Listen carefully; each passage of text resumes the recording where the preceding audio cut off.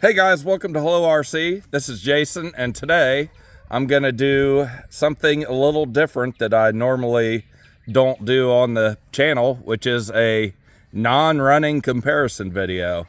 And today's video is gonna compare the new Axial Scx10iii CJ7 with the tried and true Traxxas TRX4 Defender. You know, I've had a couple commenters asking me about both these trucks, and I have a commenter that is deciding on his first RC crawler purchase between this truck and this truck, so maybe that'll help him out and some of you other guys out there. And with that, let's go ahead and jump right in here and see which one of these two awesome crawlers is the best choice for you. And we're gonna start with the appearance of these two trucks. We'll look at the CJ7 here first. This is, in my opinion, Axial's best effort they've ever done in a crawler body. It's just absolutely stunning for a Lexan body. We've got hard-bodied vehicles that, you know, they don't look this good. But, you know, we've got the Lexan shell here with all the cage work, molded plastic seats, interior. I'm not going to unpin the doors, but the doors do open. We've got the hard plastic sides and the guards here. Wraps clear around to the back. The D-rings, bumpers, just everything on this truck is just really spot on. They did an awesome job. Round to the front, we've got the headlights, fog lights, and our front bumper on there. So this is a super good looking truck from the outside, and you aren't going to find probably a better detailed truck than this. But let's move on to the TRX4 here. And this is also a really good looking truck out of the box. It's got the external cage work on the body, Lexan body, pretty nice details in it. The grill, headlight buckets, all that sort of stuff. The fender extensions are a molded plastic, but then we get to the windows and it has black stickers on the windows, no interior, and that's kind of where I think I draw the line between this and the CJ7. But it does have some nice details, the spare tire and the jack and the jerry cans out back. A couple more things we need to talk about before I move on is I forgot to mention the Axial Scx10iii comes lit, the headlights, the fog lights, and the tail lights. So you get lights on it out of the box, looks really good. They're nice and bright, where the TRX4 does not have any lights out of the box. We have added the Pro Scale light kit to it, and this thing looks incredible lit up at night, but you will have to add that yourself. And also the body mounting, a big deal for some people. The TRX4 still uses your body pins and posts. The ones on the top aren't that big of a deal. They're kind of hidden up here in the rack, but you will still see those in the front. But I'm sure with a little ingenuity you could hide those and make them a little more harder to see. But then you move on to the Scx10iii here, and they are hidden underneath. They are a pain to get to, but as long as you carry a pair of needle nose pliers, you can have this body on in less than 30 seconds. I would probably have to say I would lean slightly towards the CJ7 here for looks, but still you can customize this and do a lot of really cool things to it. So both of them nice looking. This one goes to the CJ7. I will have links to both of these trucks in the description of this video, so if you purchase them through that link, it will help our channel. Now let's talk about the price of these two vehicles. They both come in at a respectable $499 a piece. That's a pretty good deal for what you're getting in both of these trucks. So really a toss up there. You're paying the same for whichever one you choose to get, so not a big deal there. But let's move on to the tires and wheels. We're going to start this review from the ground up. So let's go tires and wheels. On the Axial, we got the Mickey Thompson Baja Boss 1.9s. They are on a pretty nice looking plastic beadlock not the greatest gripping tires. I'm not a fan of Axial tires. If you've been with the channel for a while, you probably know that by now, but they look good. They're on beadlock, so that gets them a few points for the Axial here. Now let's move on to the TRX4. These are not the stock tires. These are J-Concept landmines, but here is the stock tire that this truck would come with. They are the Canyon Trails, and they're on plastic not plastic beadlocks. They're glued on to plastic rims, which I don't like that. They are much better tires than the Axial as far as performance wise, but it makes it difficult to upgrade the wheels with this glue. You have to use acetone or some sort of other method to remove them if you want to reuse them. So I would, with that being considered, I'd kind of call that a draw. The performance of these is better and the convenience of these is better. All right, now let's move on to the axles. The Scx10iii has the AR44 straight axles. These are a pretty solid axle.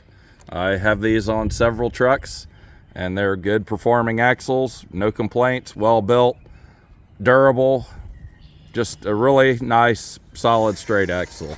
Now let's go on to the TRX4, and of course it's got the portal axles, which we've added a little brass to there.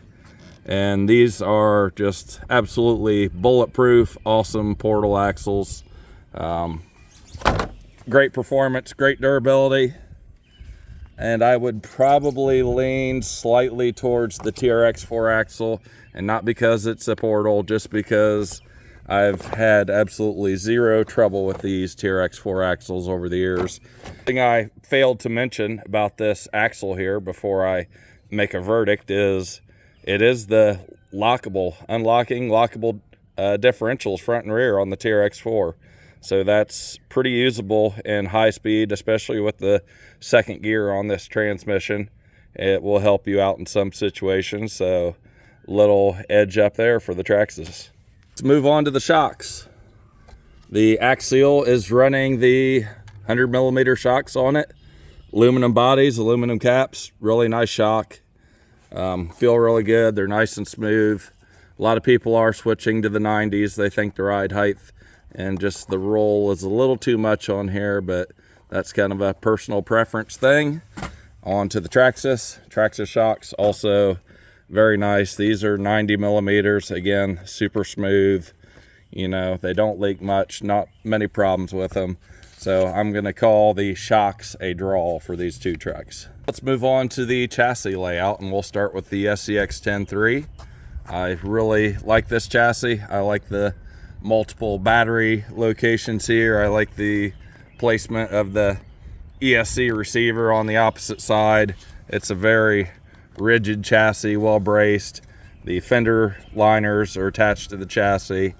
Just an overall solid chassis, good performing chassis.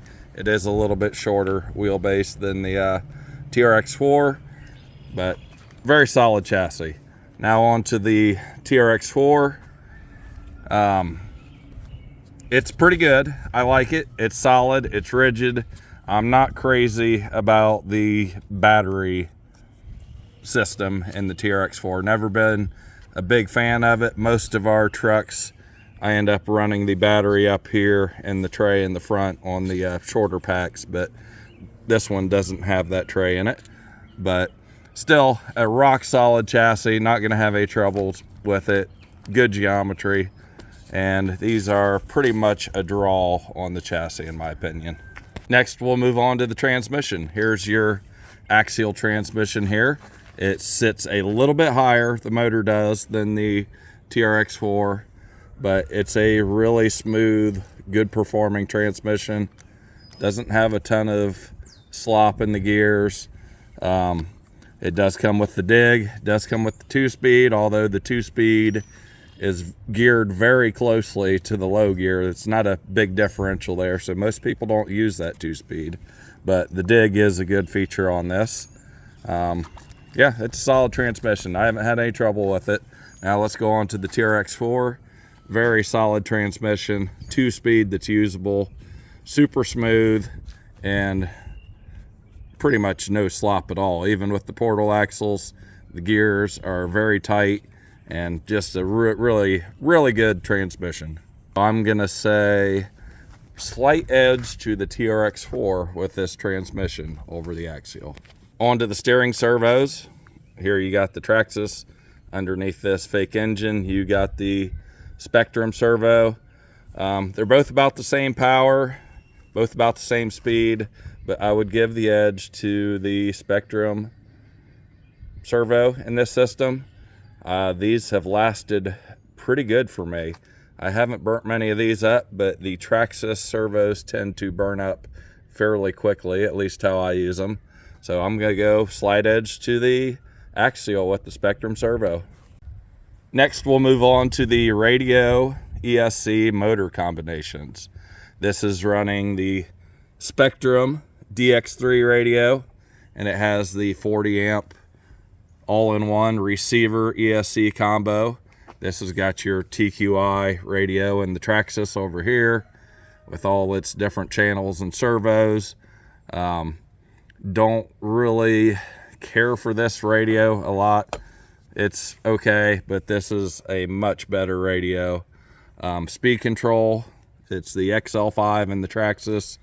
Again, I'm not a big fan of this speed control, even though this is a 2-in-1, and a lot of people don't like the fact that you have to change so much to do upgrades.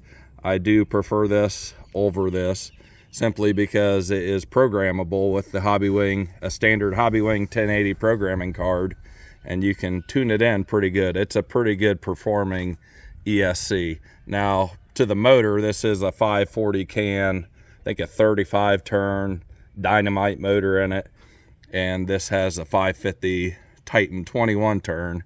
I wish they would put a 550 at least in this Axial. It just needs a little more torque, but overall electronics package, definitely I prefer the Spectrum with the 2-in-1 and this system right here over the TQI and the Traxxas.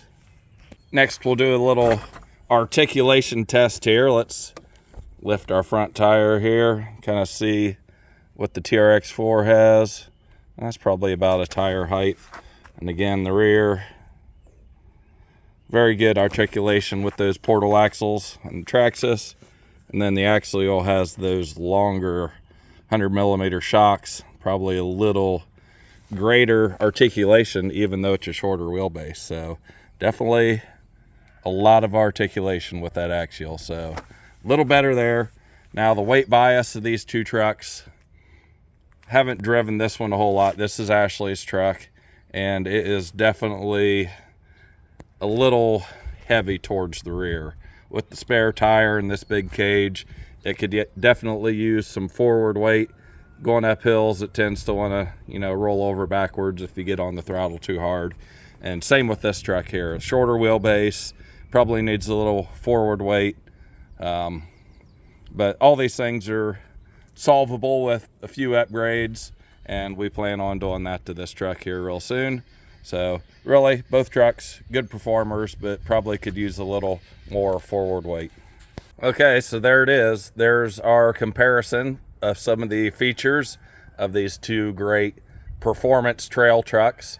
That's kind of what I would call them. They're not going to be your best performing crawlers, but they are very scale looking, very nice looking, and for that, they are good performers on the trail. So I hope this video helped you guys. They're both great trucks. You can customize each one of them to just absolutely look incredible and give it the performance that you want. So I hope this video helps. And if you like this sort of content, please subscribe. And if you would like me to do more of this type of video, let me know in the comments, and I'll try to do some comparisons like this of some other trucks. So thanks for watching, and we'll see you next time.